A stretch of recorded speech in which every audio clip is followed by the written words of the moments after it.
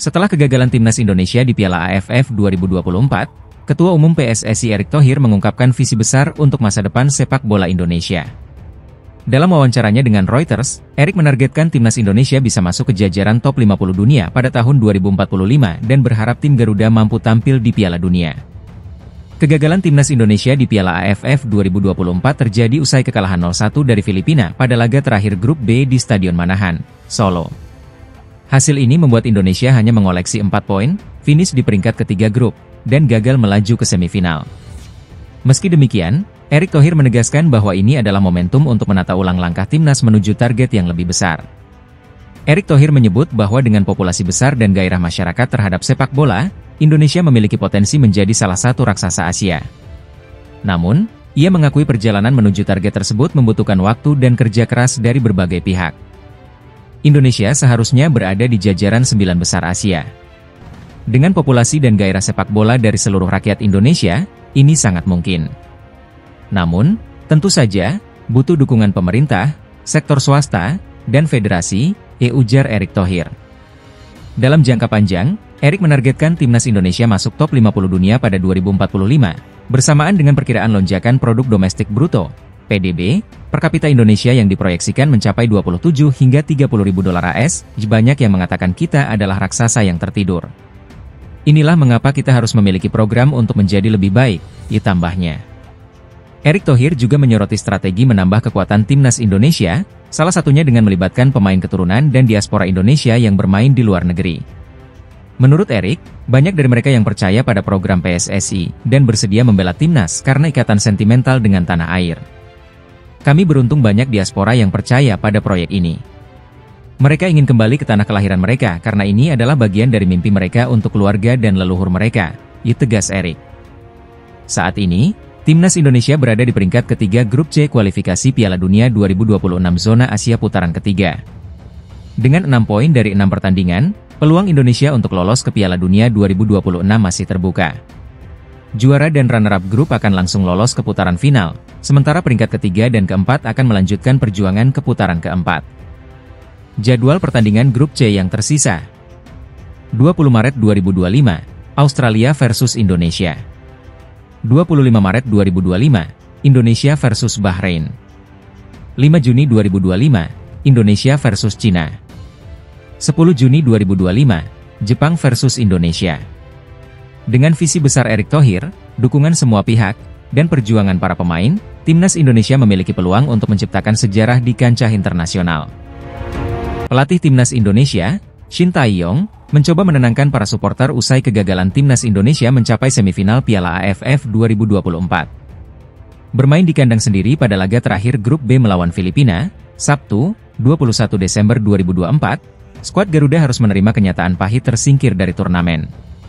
Dalam laga tersebut, timnas Indonesia yang hanya membutuhkan hasil imbang harus bermain dengan 10 orang sejak babak pertama setelah Kapten Muhammad Ferrari diganjar kartu merah.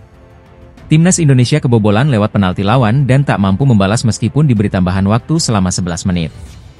Seusai pertandingan, Shin Tae-yong mengungkapkan rasa kecewanya namun tetap melihat sisi positif dari penampilan pemain muda.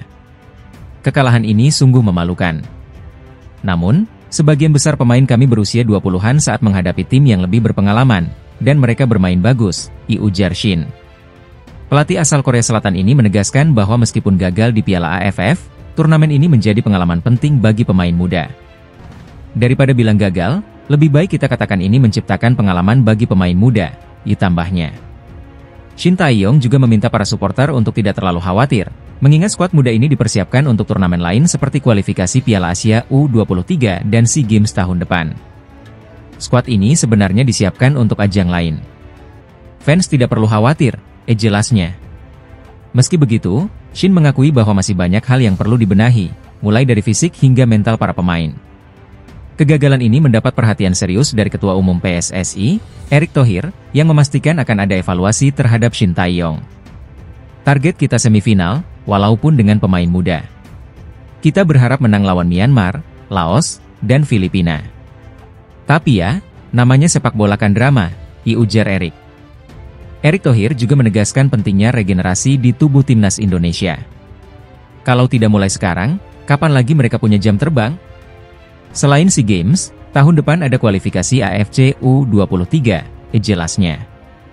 Meski demikian, Erick menyatakan evaluasi harus dilakukan secara menyeluruh. Kesuksesan itu kan karena programnya bagus, pelatihnya bagus, pemainnya bagus. Kita evaluasi semua, tidak mau salah-salahan, itu tutup Erick. Kegagalan di Piala AFF 2024 menjadi catatan penting bagi perjalanan timnas Indonesia.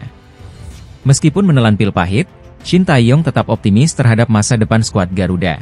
Timnas Indonesia harus menerima kenyataan pahit tersingkir dari Piala AFF 2024 usai kalah 0-1 dari Filipina di laga terakhir fase grup B.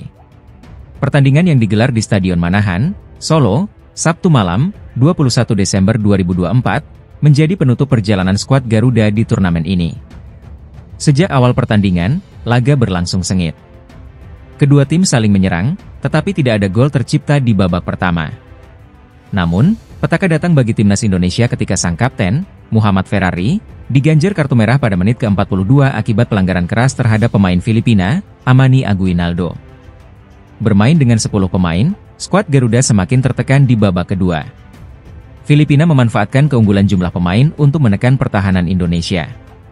Pada menit ke-63, wasit Koji Takasaki menunjuk titik putih setelah Doni Tripamungkas dianggap melakukan handball di kotak penalti. Born Christensen yang menjadi eksekutor sukses mencetak gol, membawa Filipina unggul 1-0. Meski mencoba bangkit, serangan-serangan timnas Indonesia tidak mampu menembus rapatnya pertahanan Filipina yang dikawal solid oleh kiper kunci Kamraat.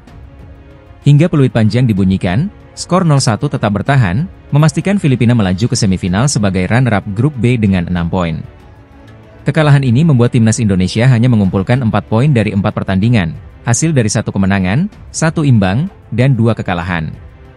Skuad Garuda pun finish di posisi ketiga, sementara Vietnam menjadi juara grup dengan 9 poin setelah mengalahkan Myanmar 5-0. Tersingkirnya timnas Indonesia dari Piala AFF 2024 menuai berbagai reaksi. Salah satu yang mencuri perhatian adalah unggahan akun media Malaysia, Onevote Balem, di platform X atau Twitter. Akun tersebut menyindir Indonesia yang belum pernah meraih gelar juara Piala AFF sejak pertama kali turnamen ini digelar. Unggahan itu menampilkan gambar lemari kaca kosong, disertai tulisan, "Resmi, Indonesia mempertahankan rekor tanpa gelar di Piala AFF.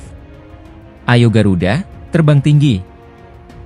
Sindiran ini muncul di tengah fakta bahwa timnas Malaysia juga lebih dulu tersingkir dari turnamen. Dalam laga grup A melawan Singapura, Malaysia gagal meraih kemenangan setelah ditahan imbang 0-0 di Stadion Bukit Jalil, Jumat malam, 20 Desember 2024.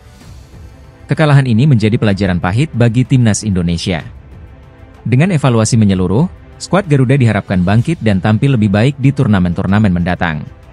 Pelatih Shin Tae-yong akhirnya angkat bicara setelah timnas Indonesia gagal melaju ke babak semifinal Piala AFF 2024. Skuad Garuda harus mengakhiri perjalanan mereka di fase grup usai kalah 0-1 dari Filipina pada pertandingan terakhir grup B yang berlangsung di Stadion Manahan, Solo, Sabtu, 21 Desember 2024. Kekalahan ini menjadi pukulan telak bagi Indonesia yang hanya membutuhkan hasil imbang untuk melangkah ke semifinal.